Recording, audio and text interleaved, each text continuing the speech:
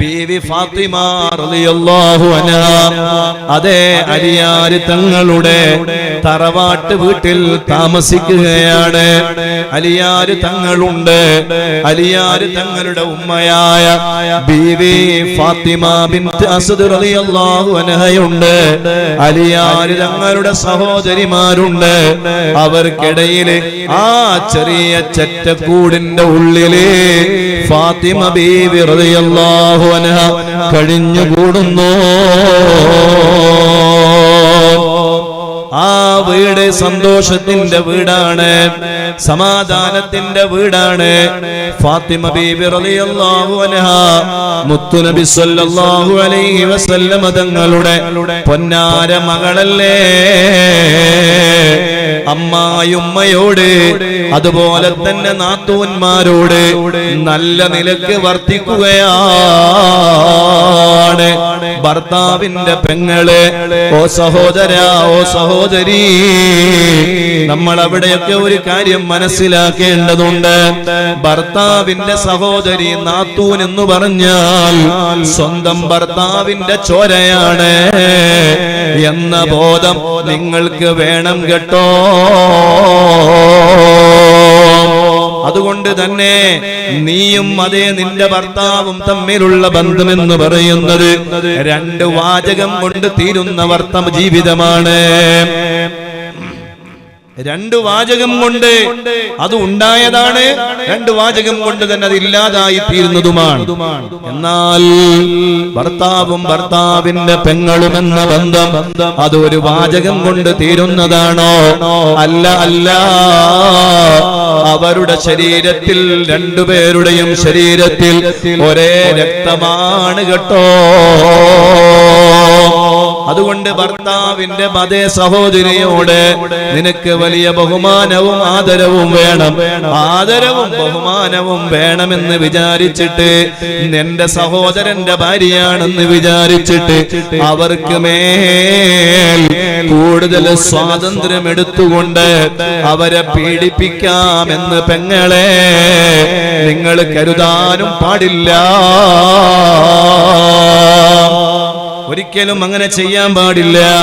ഞാൻ നാത്തൂനാണ്, ഞാൻ വരച്ച വരയിൽ അവള് നിൽക്കണോ, ഞാൻ പറഞ്ഞതിന്റെ അപ്പുറം അവള് നീങ്ങാൻ പാടില്ല, ഞാൻ പറഞ്ഞതിന്റെ അപ്പുറം അവള് പോവാൻ പാടില്ല എന്ന ധാർഷ്ട്യം നിനക്കും ഉണ്ടാകാൻ പാടില്ല.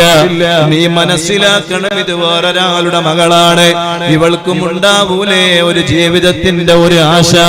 ഒരു മണിക്കൂർ കൂടുതൽ അതേ ഭർത്താവിന്റെ കൂടെ റൂമിന്റെ ചെലവഴിക്കുമ്പോഴേക്ക് സുബ്ഹാനല്ലാഹ് നാത്തൂനെ ഹാലടങ്ങാൻ തുടങ്ങി.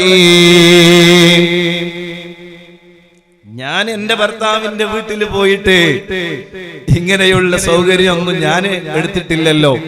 എനിക്ക് അവിടെ ഒന്നും ഇങ്ങനെ സ്വാതന്ത്ര്യം കിട്ടിയിട്ടില്ല. അതുകൊണ്ട് എന്റെ വീട്ടിലേക്ക് വരുന്നവളും ആ സ്വാതന്ത്ര്യം എടുക്കാൻ പാടില്ല എന്നാണ് ചില നാത്തുമാര് ചിന്തിക്കുന്നത്. ഒരിക്കലും അങ്ങനെ ചിന്തിക്കാൻ പാടില്ല.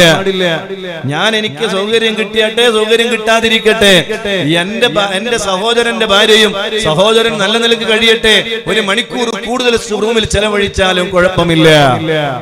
സുബ്ഹാനല്ലാഹ്. ചില ആളുകള് ഒരു മണിക്കൂർ കൂടുതൽ റൂമിൽ ചെലവഴിച്ചാൽ, 10 മിനിറ്റ് കൂടുതൽ ചെലവഴിച്ചാൽ അപ്പോഴേക്ക് തുറിച്ചൊരു നോട്ടമുണ്ടത്രേ. അല്ലാഹു അല എനിക്ക് അറിഞ്ഞൂടാ. അങ്ങനെ എവിടെയെങ്കിലും ഉണ്ടെങ്കിൽ അങ്ങനെയുള്ള നാത്തുന്മാരൊക്കെ നന്നാവണം. ഒരിക്കലും അങ്ങനെയുള്ള പ്രശ്നത്തിന്റെ പേരിൽ പ്രശ്നങ്ങൾ സൃഷ്ടിക്കാൻ പാടില്ല. എല്ലാവരും സൗകര്യസഹ നല്ല നിലക്ക് ജീവിച്ച് മുന്നോട്ട് പോകാൻ വേണ്ടി ശ്രമിക്കണം. എന്തെങ്കിലും ചെറിയ പ്രശ്നങ്ങൾ ഉണ്ടെങ്കിൽ അതെല്ലാം പരിഹരിച്ചുകൊണ്ട് മുന്നോട്ട് പോകണം. പ്രധാനമായും പരസ്പരം രണ്ടുപേരും അള്ളാഹുവിന്റെ ദീനിൽ ഒരു മെമ്പർമാരാണെന്ന് ശ്രദ്ധിച്ച് ഈമാൻ കിട്ടി മരിക്കാനുള്ള പ്രവർത്തനങ്ങൾ എന്താണോ അതാണ് നമ്മുടെ ഭാഗത്തു നിന്നുണ്ടാവേണ്ടത്. അല്ലാതെ അനാവശ്യമായ നാത്തൂൻ പോരിന്റെ പ്രശ്നം പറഞ്ഞേ നിങ്ങൾ ജീവിതം നഷ്ടപ്പെടുത്തല്ല. ഒരു പെങ്ങള് ആത്മഹത്യ ചെയ്തു അത്രേ. സ്ഥലം എവിടെയാണെന്നൊന്നും ഞാൻ പറയുന്നില്ല. സുബ്ഹാനല്ലാഹ്. ആ സഹോദരിയുടെ ആത്മഹത്യയിലേക്ക് ആ സഹോദരിയെ കൊണ്ടെത്തിച്ചത് ആ സഹോദരിയുടെ ഭർത്താവിന്റെ പെങ്ങളുടെ അമിതമായ സ്വാതന്ത്ര്യമാണ്, ഇടപെടലുകളാണ്, ഭീഷണിപ്പെടുത്തലുകളാണ്, പേടിപ്പെടുത്തലുകളാണ്. അതുകൊണ്ട് അതൊരിക്കലും ഉണ്ടാകാൻ പാടില്ല. ഒരിക്കലും അങ്ങനെ ഒരു അതെ ആ ഒരു വിഷയത്തിൽ അങ്ങനെ ഒരു സംഭവം തന്നെ ഉണ്ടാകാൻ പാടില്ല. അതുപോലെ തന്നെ സ്വന്തം ഭർത്താവിനെയും ഭർത്താവിന്റെ പെങ്ങളെയും തെറ്റിപ്പിക്കുന്ന രൂപത്തിൽ നിങ്ങൾക്കിടയിൽ ചില സംസാരങ്ങള് രാത്രി കിടന്നുറങ്ങാൻ വേണ്ടി റൂമിലെത്തിയാൽ, ഓ സഹോദരി, വേദനകൾ എമ്പാടും ഉണ്ടാകുമെങ്കിലും അതെല്ലാം ഭർത്താവിന്റെ മുന്നിൽ അങ്ങപ്പാടെ തന്നെ തുറന്നു പറഞ്ഞു കൊടുത്ത് നിന്റെയും നിന്റെ ഭർത്താവിന്റെ സഹോദരിയുടെയും ഭർത്താവിന്റെയും ഇടയിൽ വിള്ളലുകൾ ഉണ്ടാക്കാൻ നിന്റെ പ്രവർത്തനം ഒരു കാരണമായി കൂടാ. അല്ലാഹു നമ്മുടെ സഹോദരിമാരെ നന്നാക്കി തരട്ടെ. അല്ലാഹു നല്ല ജീവിതം നൽകട്ടെ. പരസ്പരം ഇണന്ന്, പരസ്പരം പരസ്പരം പുറത്ത്, പരസ്പരം എല്ലാ വിട്ടുവീഴ്ചകളും ചെയ്ത് പരസ്പരം പുറത്തു കൊടുത്ത് നല്ലവരായി ജീവിക്കാനുള്ള നല്ല മനസ്സ് അല്ലാഹുവേ ഞങ്ങളെ സഹോദരിമാർക്ക് നീ നൽകണേ അല്ലാഹ്.